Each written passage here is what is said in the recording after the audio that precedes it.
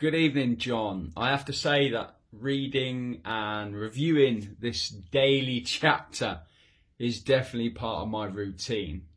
So for anyone watching my review on chapter 5 and you have yet to hear my perspective on chapters 1 through to 4, please stop now, go back and watch or listen to the first 4 reviews, and I assure you it will make chapter 5 even more enjoyable.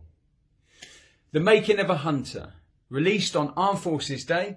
Ensure you stay tuned on the FTG channels of TikTok, LinkedIn, Instagram, Facebook and YouTube to learn how to secure your copy.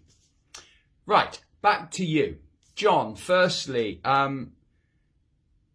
this chapter 5 is raw and honest, and so far it is an essential section of the book. It doesn't just cover the logistical side of transition, it sort of digs into the emotional and physiological impact that so many people go through but rarely talk about. Reading about your experience of leaving the military, feeling like just a number and struggling with rejection was powerful. You spent years at the top, an RSM, a leader, someone others admired, and then boom, then in what felt like an instant, that identity disappeared. No send-off, no recognition, no one calling to check in, just silence. And that kind of abrupt shift can break people.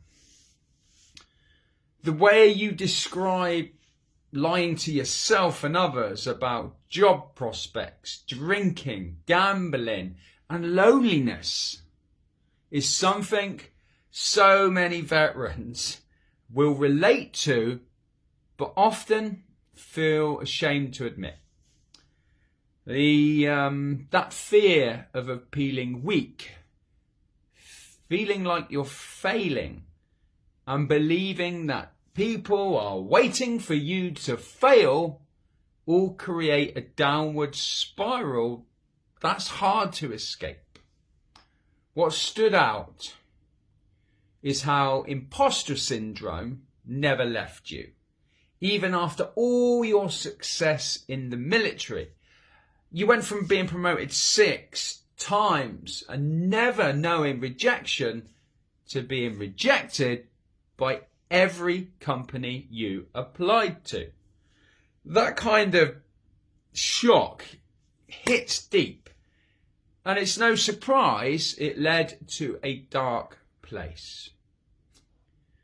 But the fact that you found your way through it, you learned from it and turned it into a mission to help others, makes this chapter so powerful.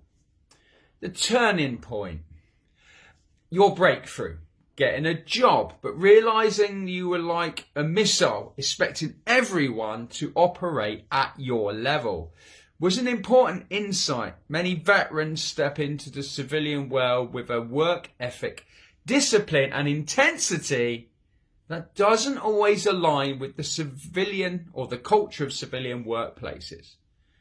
They don't see it as bad, but it often leads to frustration and friction and feeling out of place.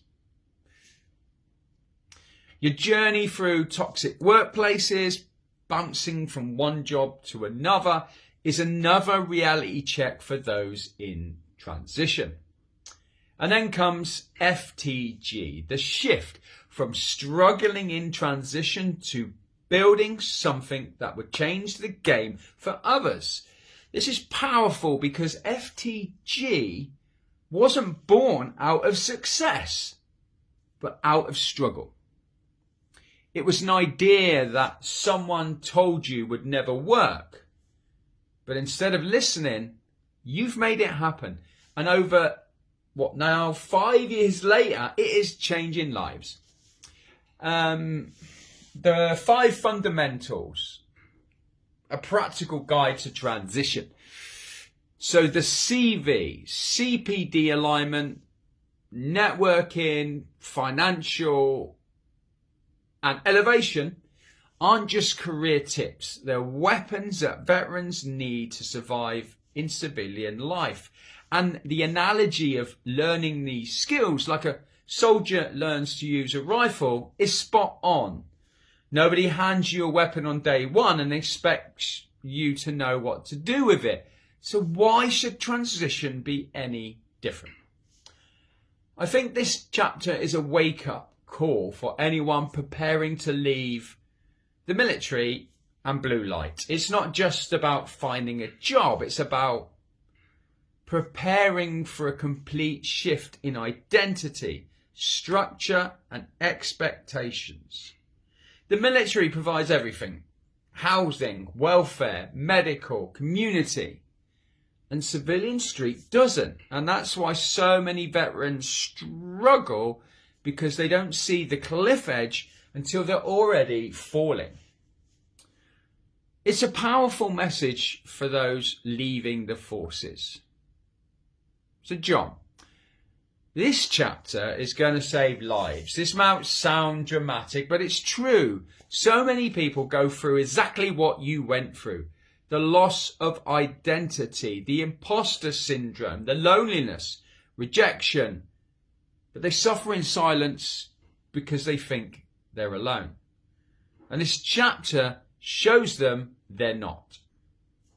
More importantly, it shows them that there is a way out. FTG isn't just a business. It's a lifeline for those feeling lost. It's what you wish you had when you left, and now you're making sure that no one else has to go through the same struggle without support.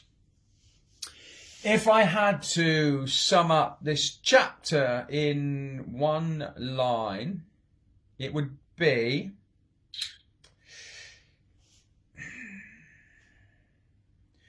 transition isn't just about leaving the military. It's about learning how to fight for yourself in a world that doesn't fight for you.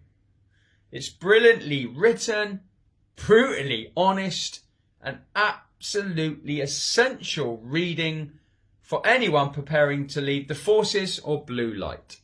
I am looking forward to diving in to chapter 6 next. Ta-ta!